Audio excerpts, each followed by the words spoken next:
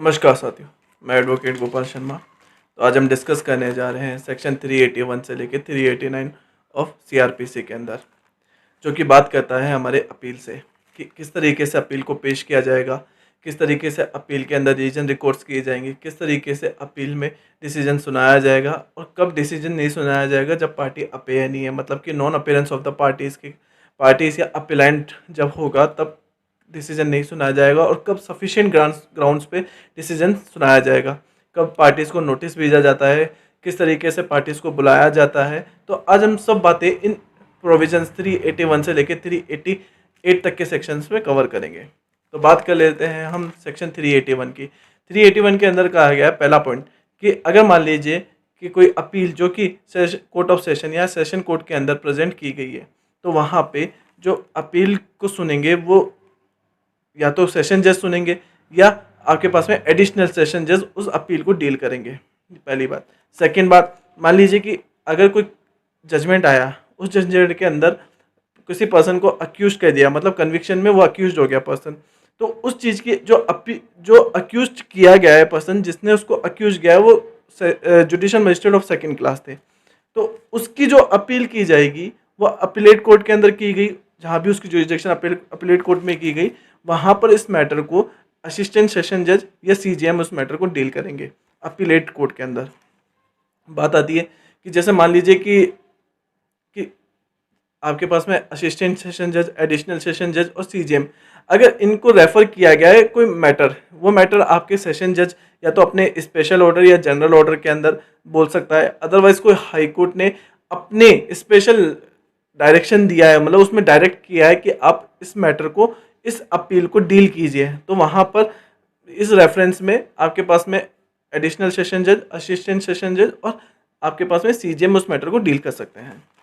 तो ये तो बात है 381 की। 382 सेक्शन जो बात करता है वो बात करता है कि किस तरीके से अपील फाइल की जाएगी। अपील हमेशा रिटर्न फॉर्म में फाइल की जाती है, मतलब कि जैसे इंडेक्स बना दिया जाता है, उसमें सिनॉप्सिस बना दी जाती है, फिर एक अपील का फॉर्मेट तैयार किया जाता है, उसके साथ में लोअर कोर्ट का, मतलब कि जो अब जहाँ से जजमेंट आया है, ठीक है, अपीलेट कोर्ट में, तो उस जजमेंट की कॉपी को हम उस अपील के साथ में अटैच करके और उसको कोर्ट में पेश कर देंगे।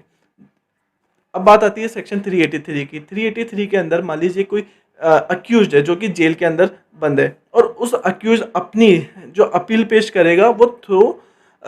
ओआईसी ऑफ जेल के, मतलब कि जो ऑफिसर इंचार्ज जो जेल का है उसके द्वारा वो अपील को पेश करेगा कोर्ट के अंदर। बात आती है सेक्शन 83 की, 384 की, माफ कीजिएगा, 384, 385 और 386, जो कि सीआरपीसी के बहुत इंपॉर्टेंट जो सेक्शंस है, चाहे वो एग्जामिनेशन ऑफ पॉइंट के हिसाब से देख लीजिए, चाहे प्रैक्टिकली नॉलेज के हिसाब से देख लीजिए। प्रैक्टिकल में बहुत ज़्यादा काम आते हैं क्योंकि इस रिगार्डिंग बहुत जजमेंट कोर्ट के अंदर काम में लिए जाते हैं। तो यहाँ पे हम बात करेंगे सेक्शन 384 की। 384 क्या बात करता है कि जैसे मान लीजिए कि कोई अपील पेश की गई थी 382 की और 383 की, मान लीजिए कि 382 के अंदर जो जनरल अपील पेश की गई थी, 383 के अंदर जो जेल में ओआईसी के द्वारा पेश की गई है, कोर्ट में जो अपील पेश की गई है, तो यहाँ पर कोर्ट क्या कहता है, उस जो भी अपील आई उसको एग्जामिन करेगा, उसके बाद में उसमें ये देखता है कि इसमें कोई पॉइंट बनता है या नहीं। मान लीजिए कि कोई सफिशिएंट ग्राउंड बन ही नहीं रहा है उस अपील के अंदर, तो वो उसको वहीं पे डिसमिस कर देगा, ठीक है, तो वहीं इतनी पावर होती है कि उसको वहीं डिसमिस कर सकता है। अब बात आती है इसके प्रोविजो की। प्रोविजो के अंदर 3 पॉइंट जो ABC 3 जो बातें की गई है, बहुत इंपॉर्टेंट बात की गई है। अब बात कर लेते हैं प्रोविजन में ए की बात, और ए में बोला गया है कि जैसे मान लीजिए कोई अपील आई 382 के अंदर, हमने अपील पेश की कोर्ट के अंदर,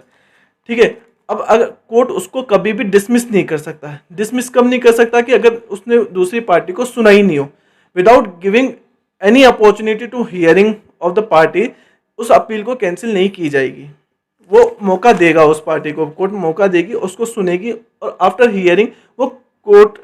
उस केस को उसके जजमेंट पे डिसाइड कर देगी। अब बात आती है कि इसके अंदर एक केस था जिस केस में बोला गया कि जो अपीलेंट है उसको पूरी अपॉर्चुनिटी दी जाएगी। आफ्टर अपॉर्चुनिटी, किस चीज़ की अपॉर्चुनिटी, उसको सुनेगी, हियरिंग की अपॉर्चुनिटी दी जाएगी। उसको सुनने के बाद में कोर्ट अपना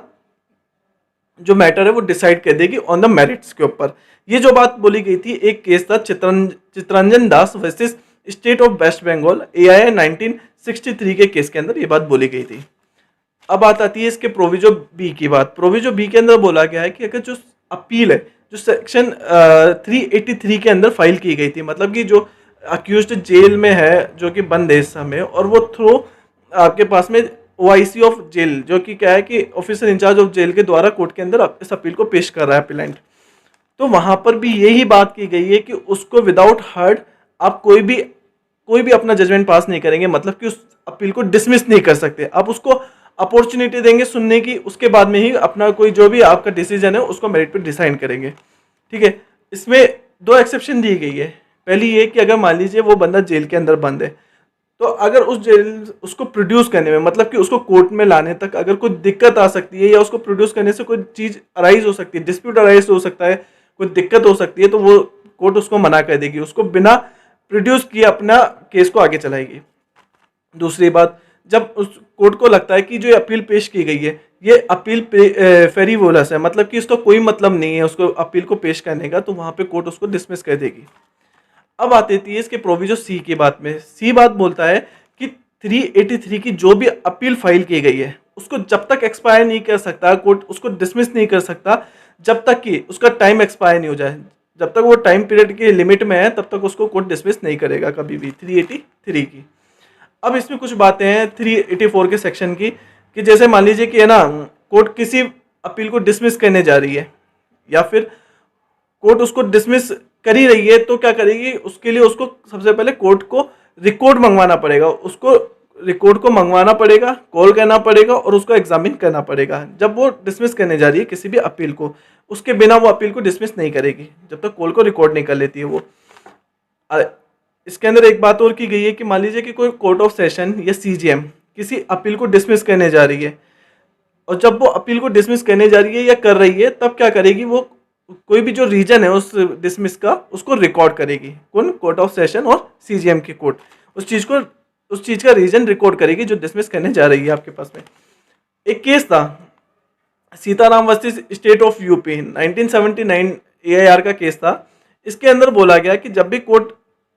किसी भी अपील को डिसमिस करने जा रही है या कर देती है, और कब, विदाउट गिविंग एनी रीजन, मतलब कि कोई रीजन उसने दिया ही नहीं, उसने कोई रीजन रिकॉर्ड ही नहीं किया उसके अंदर, तो क्या कहते हैं कि अगर वो विदाउट रीजन रिकॉर्ड किए किसी अपील को डिसमिस कर रही है, दैट्स मीन कि वो वायलेट कर रही है किसी भी स्टेट्यूटरी प्रोविजन का। इन स्टेट्यूटरी जो प्रोविजंस दिए हुए हैं हमारे लॉ के अंदर, वो उनका वायलेशन कर रही है, डायरेक्टली वायलेशन कर रही है, इसलिए कोर्ट को अपना रीजन रिकॉर्ड करना होगा। और ये बात की गई थी इस केस के अंदर, Sitaram versus state of UP 1979 के केस में बोला गया था। अब बात आती है कि जहां पे भी कोर्ट 383 की अपील को डिसमिस कर दिया है, और वो कैसे समिलरली डिसमिस किया है उसको, है ना, और कोर्ट को लगता है कि 383 को तो डिसमिस कर दिया, लेकिन 382 की अगर अपील है तो कोर्ट क्या करेगी, उस 382 की अपील को सुनेगी और उसमें उस मेरिट पे अपने जजमेंट को डिसाइड करेगी। ठीक है, 383 तो डिसमिस कर दिया, मान लीजिए 383 को डिसमिस कर दिया, लेकिन 382 की अपील भी अभी भी पेंडिंग में पड़ी हुई है, उसकी जनरल जो अपील उसने डाली हुई थी, तो उसको कोर्ट सुनेगी और उस पर कोई रेजुडिकेटा अप्लाई नहीं होगा कि मतलब जो प्रीवियसली मैटर में बोल दिया था अब उस मैटर पे अप्लीकेबल नहीं होगा। कोर्ट उसको सुनेगी बाकायदा और उसको मेरिट पे डिसाइड करेगी, आपके जो भी डिसीजन कोर्ट देना चाहेगी वो देगी। अब सबसे मेन बात आती है जो कि प्रैक्टिकली तो कोर्ट्स के अंदर तो बहुत ही ज़्यादा यूज़ होती है, कि जब नॉन अपीयरेंस ऑफ एप्लीकेंट है, मतलब अपीलेंट है, सॉरी माफ कीजिएगा, अपीलेंट है, तो क्या होता है कि अगर अपीलेंट उपस्थित ही नहीं होता किसी केस के अंदर, जब कोई टाइम दे दिया गया था, इस प्लेस को बता दिया था कि आप यहाँ पे इस टाइम पे इस प्लेस पे पहुंचना है आपको, और वो अपीयरेंस नहीं होती है, तो कब उस चीज़ में क्या होता है। तो एक केस था बनी Singh versus state of UP का, बहुत इंपॉर्टेंट केस है ये आपके। इस केस में बोला गया था कि किस स्थान, समय और आपके पास में कोई दिन जब कोर्ट डिसाइड कर देती है और अपीलेंट या उसके प्लीडर का पहुंचना उस दिन जरूरी था, लेकिन वो लोग पहुंचे ही नहीं, उस दिन अपेयर ही नहीं हुए, तो ऐसे में क्या होता है कि केवल मात्र अपेयर नहीं होने पर कोर्ट उस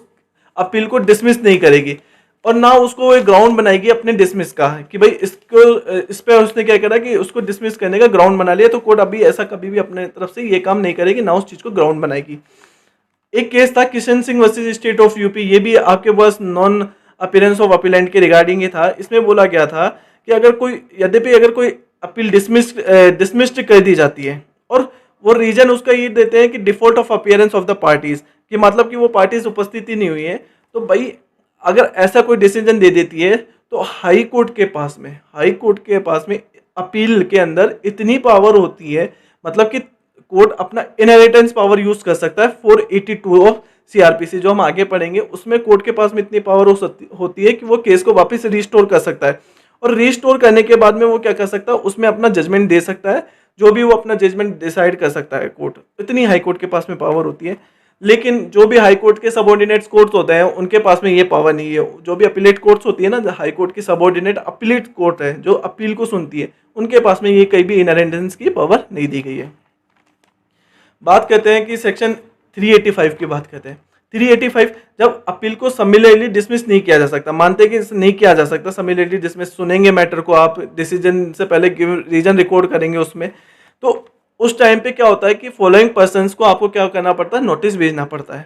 अब ये नोटिस किस किस को दिया जाता है, पहली बात तो अपीलेंट को ये नोटिस दिया जाएगा, या फिर आपके पास में उसके प्लीडर को ये नोटिस भेज दिया जाएगा, पहली बात। दूसरी बात, ऑफिसर्स जो कि स्टेट गवर्नमेंट ने अपॉइंट किया गया है उसको भेजेंगे।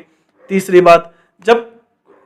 कंप्लेनेंट को भेजेंगे, कंप्लेंट यहाँ पे कौन होता है कि जिसने कंप्लेंट की थी और उसकी कंप्लेंट पे डिसीजन सुनाया गया था, जजमेंट दिया गया था, और उस जजमेंट की अपील की जा रही है, तो उस कंप्लेनेंट को भी नोटिस भेजा जाएगा, सर्व किया जाएगा। जहां पर कोई अपील जो कि 377 और 378 की अपील है, वहां पे उस अक्यूज्ड को भी इन्फॉर्म किया जाएगा बाय द नोटिस।